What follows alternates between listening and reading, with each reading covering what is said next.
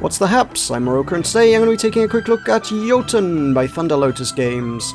This is a game I made a preview video of not all that long ago. It was only a couple of months back, to be honest, and I rather enjoyed it. And indeed, the game is actually out now. It came out on September 29th, so I feel that now would probably be a pretty good time to be taking a look at it. We can have a look at the finished version now.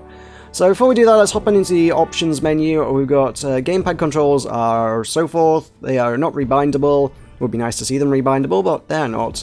Keyboard is rebindable. All in all, that's fairly standard. A lot of things let you rebind the keyboard, but not the gamepad. It'd be nice to see more things let you rebind the gamepad, but it's not the end of the world, really. Audio, we've got music ambience and sound effects all on separate sliders, along with a master slider, which is, yep, pretty top-notch. That's what you want in an audio menu. And video options are as follows. You've got VSync available, you have a screen mode, windowed or full screen, and resolution options. Texture quality is, again, sort of low, medium, high. It's not a complex video options menu, but it's also not a complex visually game. It's all kind of 2D hand-drawn animations, so honestly, it's not going to be terribly demanding. There's nothing really flashy, fancy going on with all sorts of particle effects and things that are going to really tax your system, so yeah, just the texture quality is probably about all that really needs. So there you go. So let us head on back out of that, and let's head on into the game. Let's have a look. Let us pick up where we left off. I confess I've not made nearly as much progress through this game as I would have liked to have made, to be honest. I was hoping to have played more of this before I took a look at it, but one of the issues with the game, in regard of that, is that it's actually pretty challenging. So we are in Jotun Gap, which is as part of the Norse mythology, which this entire game is centered around, is some kind of void. I'm not sure the context behind it. I really need to Google a lot of the words in this, to be honest, and just learn more about the mythology. But we're in Jotun Gap, which is the void, and this connects all the different realms we've got. There is down this way we've got a cave realm, which was in the preview I saw. We've got an icy realm over this way, which is also in the preview. We've kind of got an airy sort of cloud realm up here, as well as a tree realm.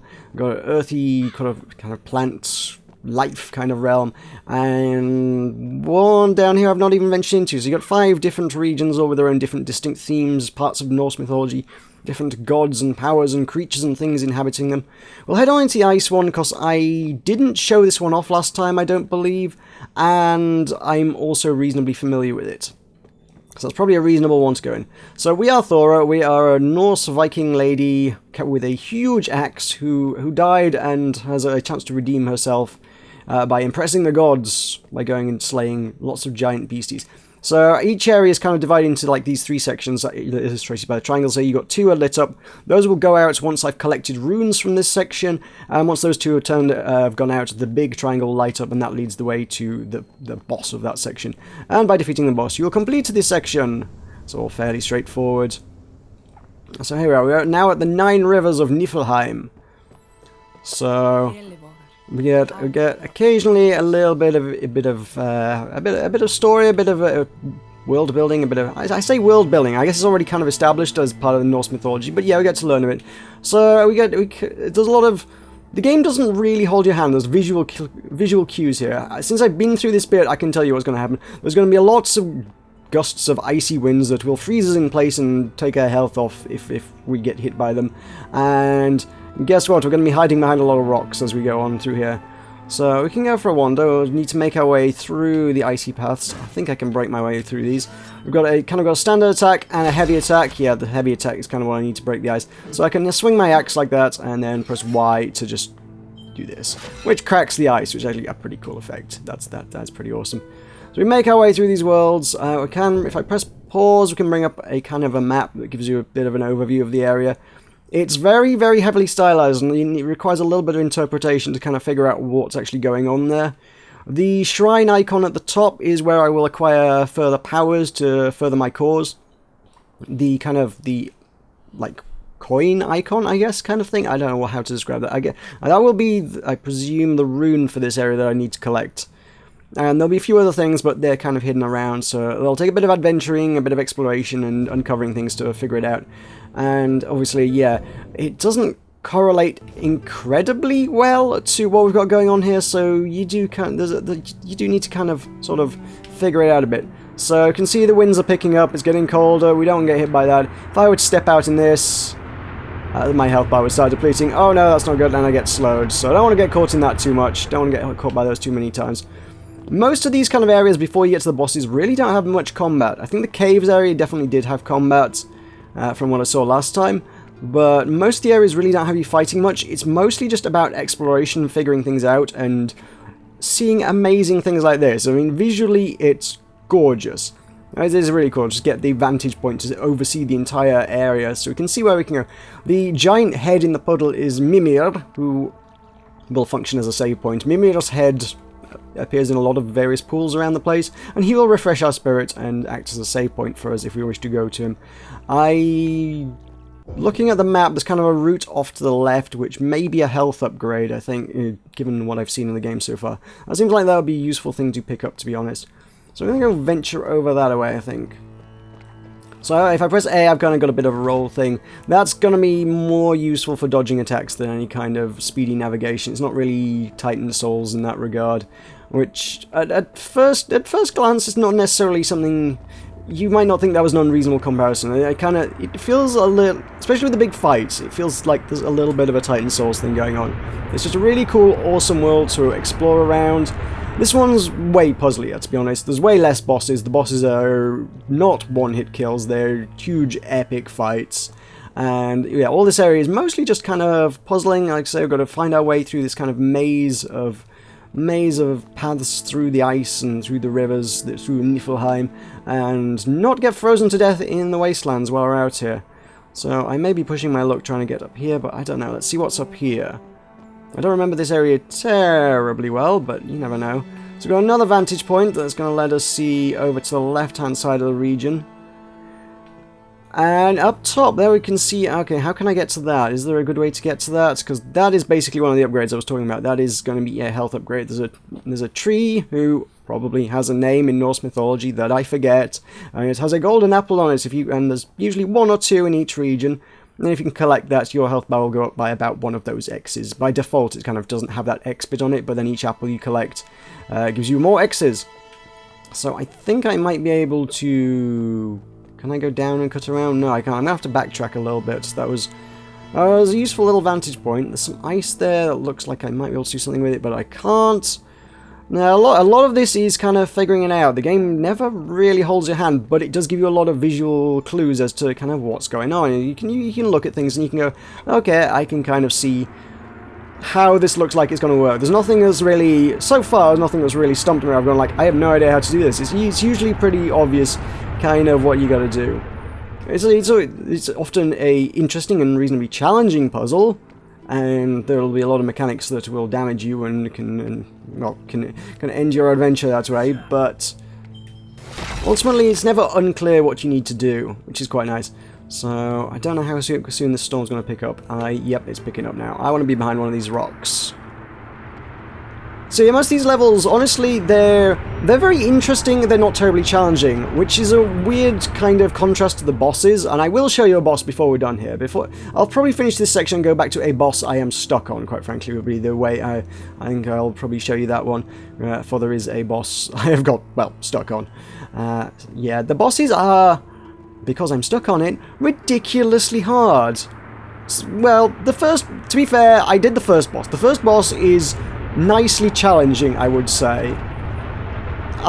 Back in the preview that I did before, had beaten the boss of Niflheim, the icy area, but hey, there we go. There's our tree. There's our health upgrade. Wonderful. Ethon is the name of the tree with the magic apple. Cool. I'm probably pronouncing these things wrong, and I apologize to any Vikings who may be listening. I'm butchering your mythology here. Sorry about that. But yeah, where was I? The bosses are crazy hard. The first one's a really interesting fight, and it's not too deadly. Whereas the ice one took me a few attempts, and the top one, the storm region, if you go north from Jinunga Gap, yeah, that one's taken me quite a few attempts, and I've not killed it yet. So not much to shelter behind here, but we can do it. We can do it. As I mentioned before, visually, the game, it's gorgeous. The entire thing, as I say, I said when we were looking through the options menu, the whole thing is hand-drawn. It's all hand-drawn artwork, and all the animations, those frame by frame, it's just gorgeous. This game is a visual treat to behold. And I'm almost compelled to say that sells it in and of itself. A great aesthetic will comfortably sell me on a game, to be honest. Often, just the visuals, the experience I crave. So by finding this, I can tell. Well, no, I don't want to do that. Oh, I'm mashing all the buttons and pressing the wrong things. Let's see. That's where we are. Press pause. That would help. Pause brings up the thing, so you can see there's a little swirly icon. That means there was an apple there that I found. Okay, great. I have now, by the rune, basically, it's a circle with the rune in the middle of it, I guess, is what that was meant to represent, because the rune looks like that. It's just like a diamondy line thing. It looks like that, so we know where we are. However, there is the power to get, so I probably want to collect that as well. If we stand on the rune, we'll activate, and we'll have, technically completed the level. This bit's done now. We can go back to Junanga Gap and say, hey, area done. So we found the 9 Rivers rune. Says the booming Nordic voice. So there we go. It tells us we can go back if we so desire, but there is more to be found in this area. Am I going to get into shelter in time here? Well, that's cutting it fine. That was a bit hairy.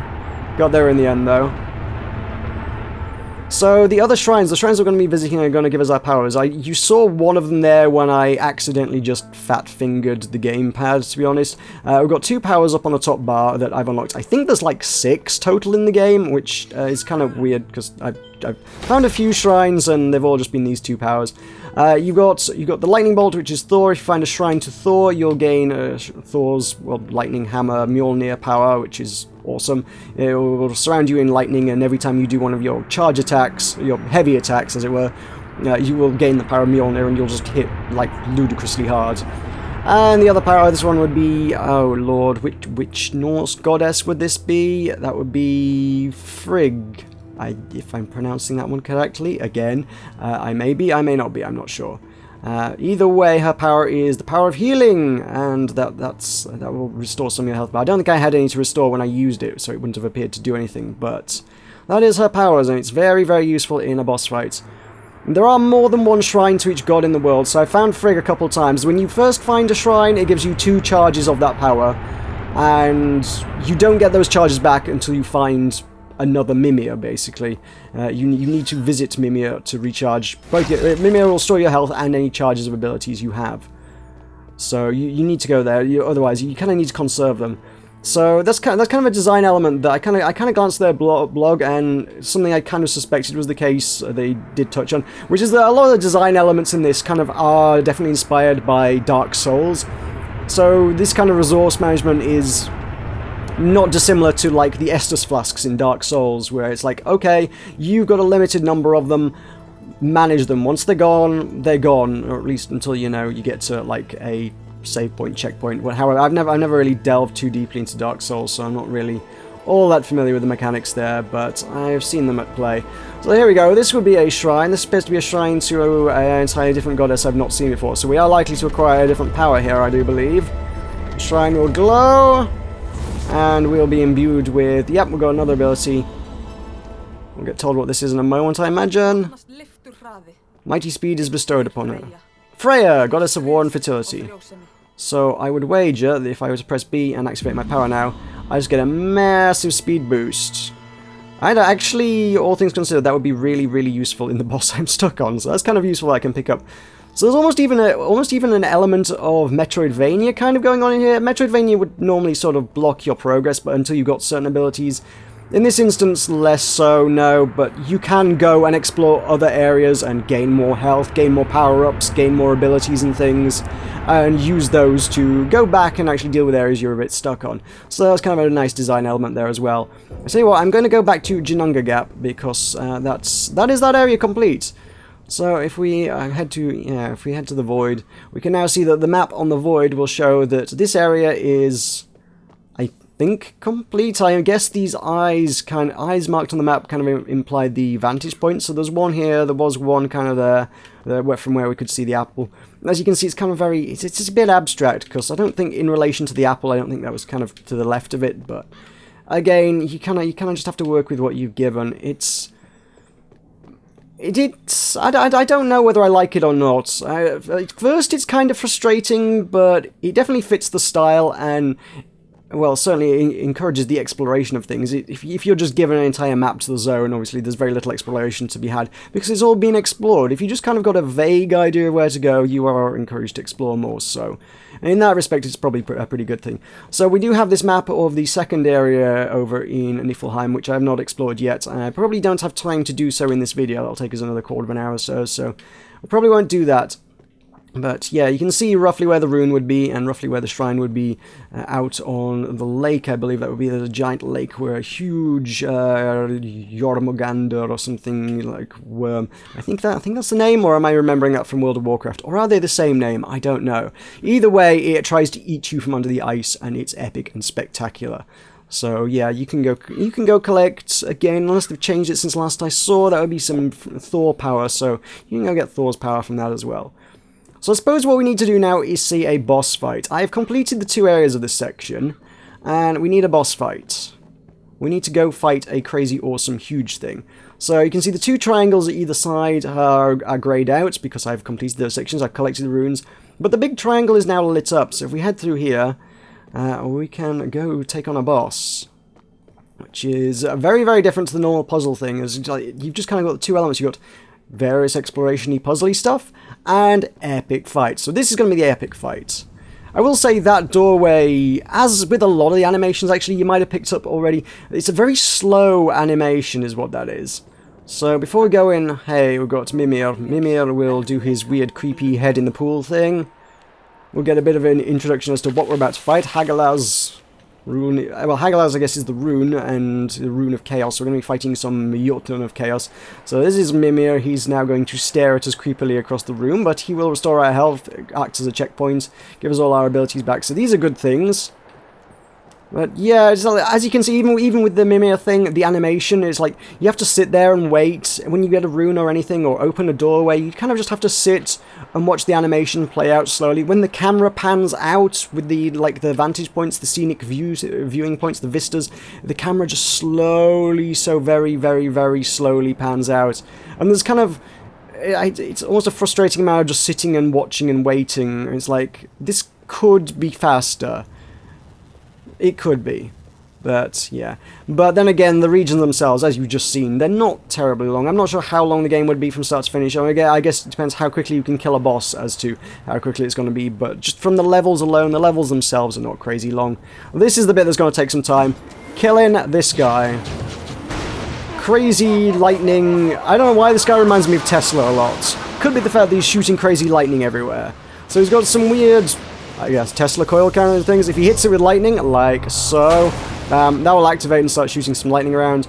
The game, most of your telegraphs you're going to be working on in a lot of boss fights are just going to be the shadows. Look for the shadows on the floor, I would have said. Seems to be the indicator as to what's happening in boss fights, really. If something's going to hit you, it will land on a shadow, or there'll be some kind of visual indicator on the floor. And weirdly enough, the bosses don't always necessarily seem to correspond to that. I mean, if you look at the boss's shadow, you'll be like, oh, the boss is stood in the shadow. So if I were to swing at the shadow, this is where the boss is stood, right? No, you kind of got to go over and hit specifically where the boss is stood. So yeah, where the boss is visually on the screen is where you need to be swiping at. Okay, so yeah, now we've got this. They're obviously visually telegraphed by big glowing lights before lightning strikes. And I think the main mechanic of this is eventually, if you can coerce him into shooting these lightning things, eventually the lightning things go out and he will be knocked onto the ground, stunned, and take massive damage if you manage to hit him while he's on the ground. But that does take a little while, and if he keeps reactivating them, you're not going to be able to do that. So you kind of need to lure him into the right places. He'll teleport around a bit, and about half health, he's going to go crazy and split into 2 copies of himself, which is just insane, to be quite honest. So yeah, don't want to get. I just got caught by the lightning there, so my health's down a little bit. But obviously I got my speed boost. These are the bits where speed boost might be useful, particularly if you've got 2 copies of the Jotun kind of both shooting lightning bolts at you at the same time. Yeah, you might want that speed boost. I could also do this. I would rather save the crazy awesome Thor power until he's on the ground, if I'm honest. I'm hoping he will go onto the ground soonish. It's a lot of pattern learning, which is obviously that's been done in video games since time immemorial, but at the same time, it's still a crazy challenging boss fight. It's got a huge health bar, and the bosses, well, yeah, there's a lot to see in a boss fight. They've got a whole bunch of phases where you might get killed the first time. You might learn that, but then next time, oh, there's going to be something else to see in the fight. So it's going to take you a few attempts to learn most of the bosses, just because they keep changing up what they do, and it's a little unpredictable, maybe. First time through, you're not going to know what to expect. So I'm just keep getting zapped by these lightning things. I'm going to top up my health a bit there. Maybe a little bit of waste. I mean, I might have been able to get a bit more health out of that, but I'll be impressed if I kill this thing anyway. I haven't done it yet, so, you know, the likelihood of me miraculously managing to do it on camera is slim to none. I will say the whole Norse mythology thing is extremely cool. I don't feel like it's something that's been explored very well in games, to be fair. Certainly there are games that often use elements of Norse mythology. I mean, characters like Thor and Mjolnir pop up in stuff, and maybe various Viking weapons. Certainly JRPGs are big on, like, including bits of Norse names and stuff, but they're never, like, in their original context. It's always like they borrowed the name of a god or something. Okay, I think we're at the halfway point. Now he's going to go. Now this is where I die, by the way. I'm going to equip my speed boost, because they're both probably about to start lightning bolting me. Yeah. I think I want to... Oh, I want some speed going on here, because they're both lightning bolting. That's why I wanted a speed buff. Okay, he's teleporting. That's no good to me. I do like it when games explore mythologies that aren't normally well explored. I think it's definitely... It's definitely a powerful strength of the medium that you often see. I think you only really see this in a lot of indie games. I think bigger games could certainly stand to explore other mythologies more than they do. You see a lot of the same stuff time and time again, a lot of the same themes, a lot of the same ideas. Norse mythology, yeah, I've seen elements borrowed in stuff, but never just a game entirely about Norse mythology. And there's a lot of names in this. It's like you recognize some of them. Everyone knows Thor, right? But I don't know, what was the name of the Hagalas or something? I don't know. I've never heard of Ginnungagap. And mythology is something that fascinates me anyway. Oh, there we go. Ouch. They shot a lot of lightning bolts, but I can... Ow, there's a lot of lightning bolts. Yeah, let's hit him with one of our powerful Thor attacks. Boom. Okay, right. That's one of them down. Let's see if I can get the other one as well. I'm going to get lightning bolted here. I want out. Let's get some speed, heal up, there we go. Using my resources reasonably effectively. He's actually pretty low on health. I might be able to do this. If one of those lightning towers was to go out, which they won't because there aren't any lit anymore, he might light one, or I might just get lightning bolted to death. Okay, that's one tower, 2 towers lit in fact, so if all those towers went out, I would probably be able to land a killing blow here, except I'm dead. Because there's 2 of them and I wasn't watching the one on the right, and it lightning bolted me. And we failed to impress the gods, so all the way back. There we go. Go do it again, basically. Have your health back, have your powers back, go do it again. It's very cool. It's very cool. Those fights are epic, and I think I nearly got this one. I think I have. But yeah, just exploring new mythologies is something I love. And there's a lot of, as I said, there's a lot of names that I'd be keen to go and look up more and learn more about. So I think games that encourage learning more about things that you might not know about is definitely praiseworthy. So I'm going to go and learn more about Norse mythology off the back of this title, and I hope a lot of other people are as well. I think that'd be really cool. And I seem to be losing my voice now, so maybe that's a good time to wrap things up. I don't know why that's happening. So, yeah, this is Jotun, crazy lightning bosses and some cool little puzzle things. If you can kill the bosses reasonably quickly, it might be a bit of a short title, but they are going to put up a bit of a challenge if you're the average gamer that I am, at any rate. So it's available on Steam for Windows and Mac. Is available for £10.99 on your regional equivalent, and they got a bit of a launch discount in the first week as well, bringing it down a little bit cheaper if you're looking to pick this up right now. I'm quite happy to recommend this. It is gorgeous and really cool. And it encourages learning about mythologies that are not well explored within the medium, which is always very much a strong positive in my mind. It really is. But there we go, that's Jotun, or Jotun, or whatever. I don't know Viking names, sorry. Yeah. Thank you very much for watching. I've been Meroka. I'll see you next time.